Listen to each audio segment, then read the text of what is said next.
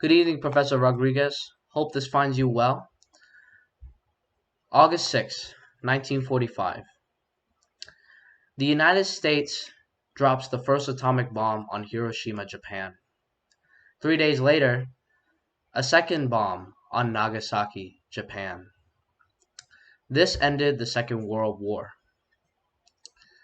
Being the only country who has ever dropped a weapon of mass destruction on a foreign nation, a lot of debate comes into play when we talk about ethics or morals.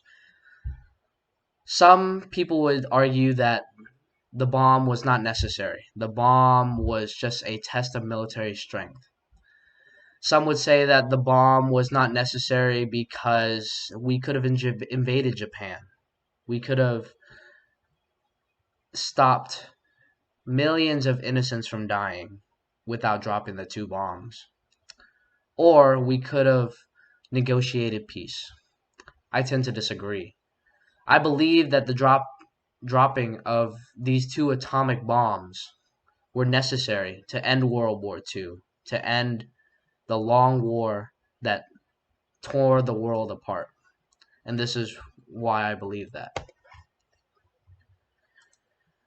Some events that are leading up to the use of the atomic bomb. According to ushistory.org, the beginning was Pearl Harbor. December 7th, 1941, the United States was attacked by the Japanese at Pearl Harbor, Hawaii. This naval base was destroyed, but the repair fields were still intact, able to bring the Navy quickly back up. Shortly after Pearl Harbor, Japan invades the Philippines.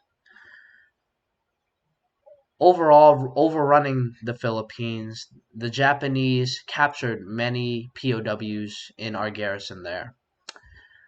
There is a death march called the Bataan Death March that these soldiers that were captured, POWs from the Philippines, from the Chinese, from the United States, it was hundreds of miles to march to their concentration camps, to where 1,600 of them perished within that march.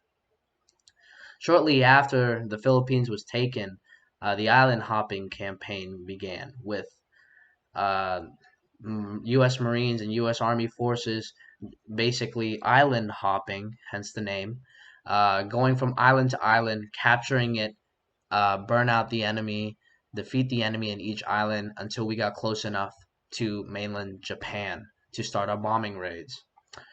At this point in history, according to ushistory.org, 389,874 U.S. service members have already been killed, wounded, or captured at this point. It is a lot of casualties, not including the ones suffered in Europe. This led to Operation Downfall. After the victory in Europe, Operation Downfall was a proposed plan to invade mainland Japan. It was going to be another D-Day assault like Operation Overlord over in Europe. Naval-based mass troop landings into China, Southeastern Asia, and Japan. According to UK History Learning site, the estimated casualties for U.S. service members and U.S. personnel in the region were going to be 1.7 million to 4 million U.S. personnel. Estimated enemy casualties, this included only Japanese civilians, not including the Chinese, the Vietnamese, the Cambodians, Laos, and Thailand populations, were going to be 10 million people, enemy casualties, and probably a lot more with the other campaigns.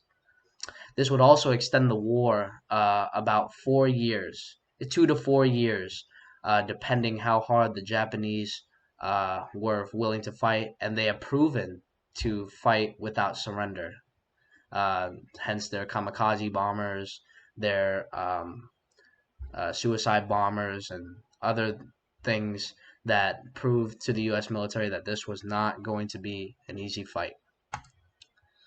This is just a visual image of how the Japanese would have been attacked on their mainland as part of Operation Downfall. Just a small little image of how two different strike carrier groups would be able to do that. So why were the atomic bombs used, people ask. So according to the Air University Press, General LeMay was part of the strategic bombing of Japan. That assessment was written up, and his assessment was basically that dropping these two atomic bombs would cost 300,000 civilians and military personnel within Hiroshima and Nagasaki. But by using those two bombs in those designated targets would help save millions of Americans. Before Operation Downfall was planned up, the way to make the Japanese surrender was to bomb them into submission. And General LeMay, being the commanding general of the strategic bombing of Japan, he also believed that bombing them into submission would work as well. And in history, we have seen it proven to work. In history, both atomic bombs were dropped, and 129,000 to 226,000, according to Air University Press, were killed or wounded during the atomic bombs when they dropped. So Japan shortly surrenders after that. It did not take long because of how much it would inflict and the threat of a third bomb. The aftermath. So the Japanese began to rebuild under U.S. occupation. The U.S. Provided funds and infrastructure to help rebuild the Japanese. A new constitution was drafted. The Japanese adopted a democratic government to prepare for their sovereignty.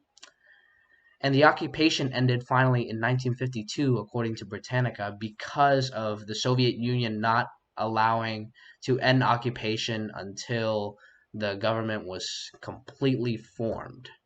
Because the United States wanted to leave during 1947, but the Soviet Union believed that the Japanese were still not ready to be a sovereign nation at that point. In conclusion, I urge the audience to not let the actions of the United States blur what we did during the war. During this war, it was a long fought war on two fronts to free the world of oppression and the evil war crimes that both the Japanese and Germany committed, from the concentration camps like Auschwitz to the death marches like the Bataan Death March. Those needed to be ended.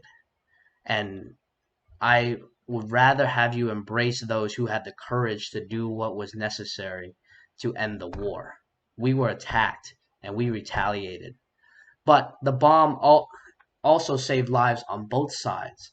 The United States from losing more service members, and the Japanese and the Chinese and the Vietnamese and the Philippines and the Cambodians, Laos, Thailand, so they would not lose more lives than they had to, and that not lose up to 10 million like it was predicted. I leave you with a quote: "May God have mercy upon my enemies because I won't," by General George S. Patton. Thank you.